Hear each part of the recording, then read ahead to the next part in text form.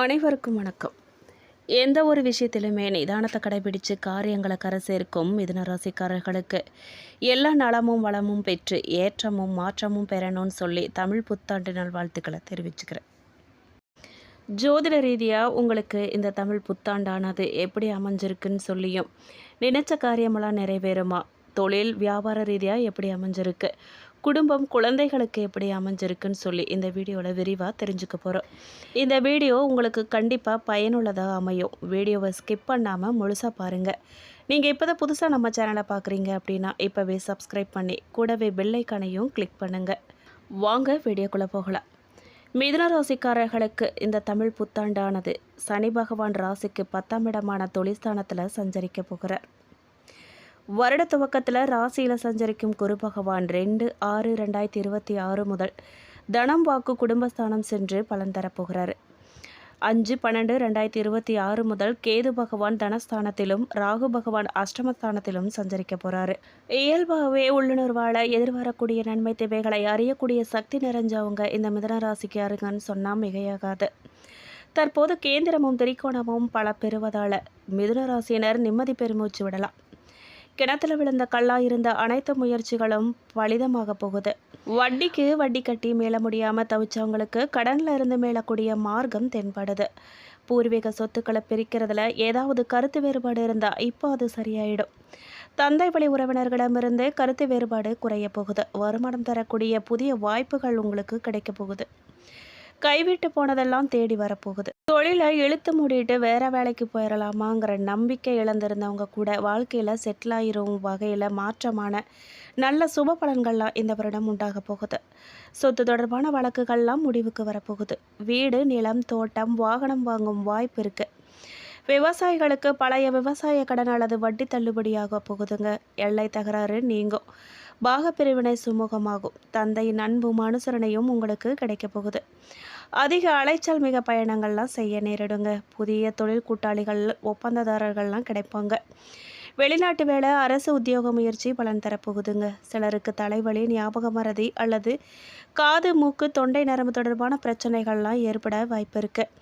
சிலருக்கு மந்தத்தன்மையோட எதிர்மறை சிந்தனையும் தோன்றி மறையுங்க.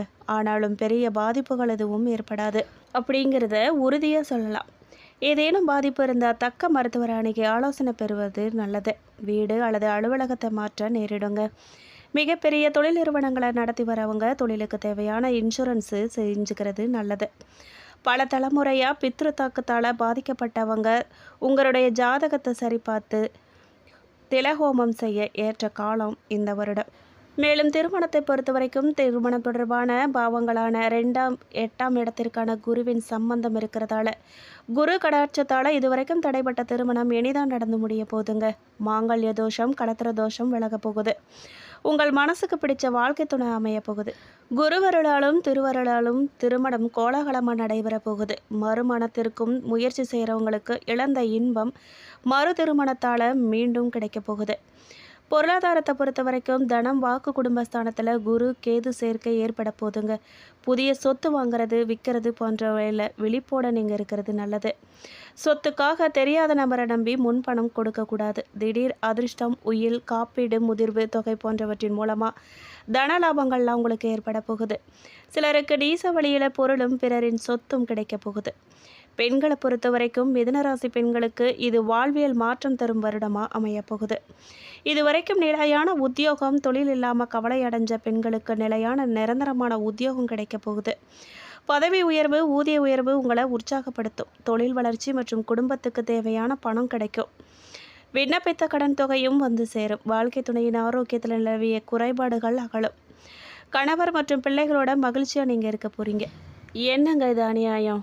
நானும் எவ்வளவோ தான் உழைச்சி பார்க்குறேன். அதுக்கான பலன் மட்டும் கண்ணுக்கு புலப்படவே மாட்டேங்குது. கண்ணாமூச்சி ஆடுது.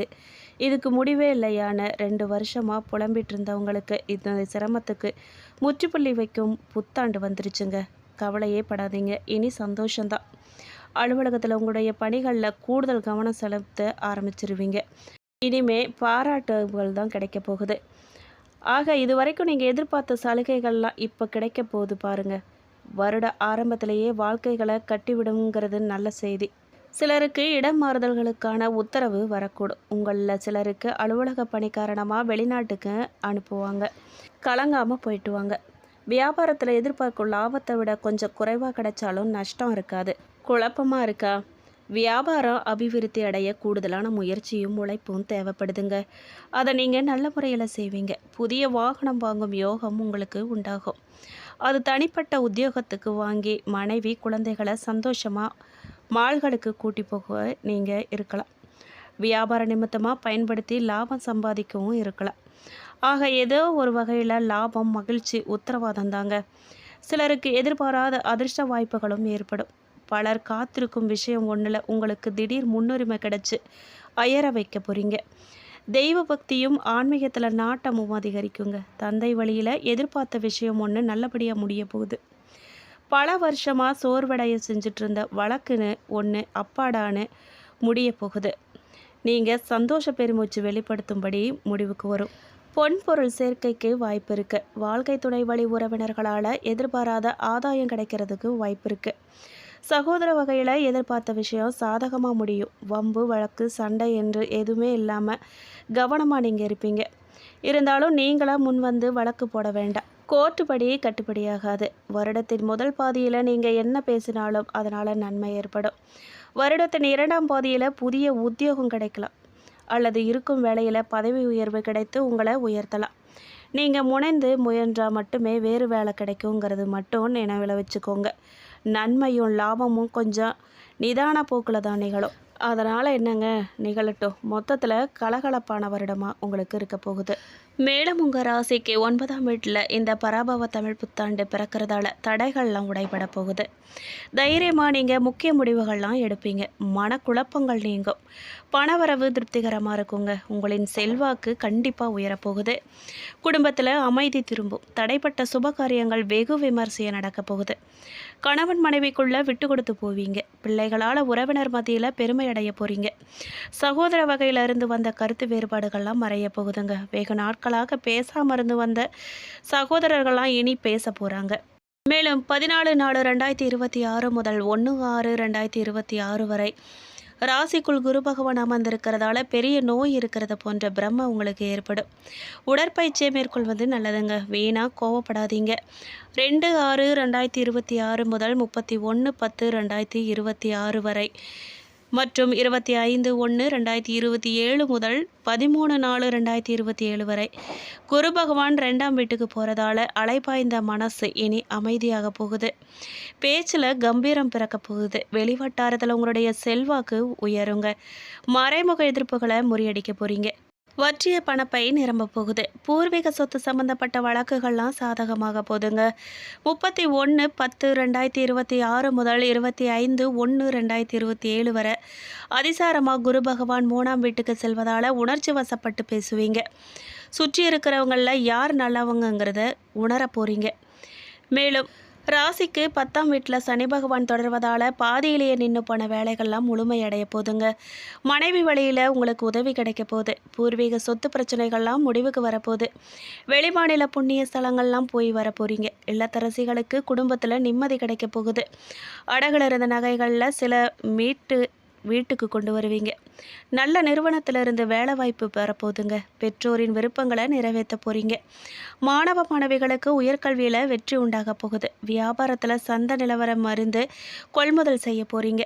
தேங்கி கிடந்த சரக்குகளை சாமர்த்தியமாக விற்று தீக்க போகிறீங்க. பெரிய நிறுவனங்களின் ஒப்பந்தங்கள்லாம் கையெழுத்தாக போகுதுங்க. உணவு ரசாயன பொருட்கள்லாம் கட்டுமான உதிரி பொருட்களால் ஆதாயம் உண்டாக போகுது. கூட்டு தொழிலில் புதிய முதலீடுகள் செய்ய போகிறீங்க.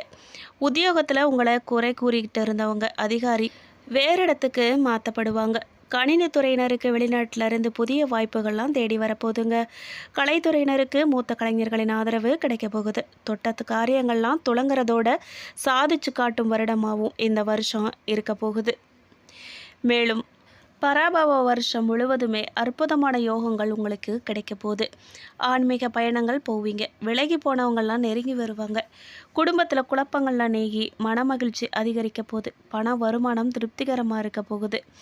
ஜென்ம குருவால் சில மாதங்கள் குழப்பங்கள் இருந்தாலும் ஆணி மாதத்திற்கு பிறகு குருவின் இடப்பெயர்ச்சியால் குடும்பத்தில் குதூகலம் உண்டாக போகுது. பணம் பல வழியிலிருந்தும் வந்து சேரப்போகுது. புரட்டாசி மாதத்திற்கு பிறகு புதிய மாற்றங்கள் ஏற்பட போகுது. ராகு கேதுவால் வீடு கட்டும் யோகம் தேடி வரப்போகுது. மார்கழி மாதத்திற்கு பிறகு பண விஷயங்களில் பொறுமையை கையாளுங்க. சனி பகவானின் பயணம் சாதகமாக இருக்குங்க. மேலும் மிருகசீரிஷம் 3-4 பாதக்காரர்களுக்கு இந்த புது வருடம் தமிழ் புத்தாண்டு எப்படி அமைஞ்சிருக்குன்னு கேட்டிங்கன்னா, வாழ்க்கை தரும் உயரும் வருடமாக இருக்க போகுது. தனஸ்தானமும் தொழிற்ஸ்தானமும் பலம் பெறுவது அற்புதமான கிரக நிலவரமாகும்.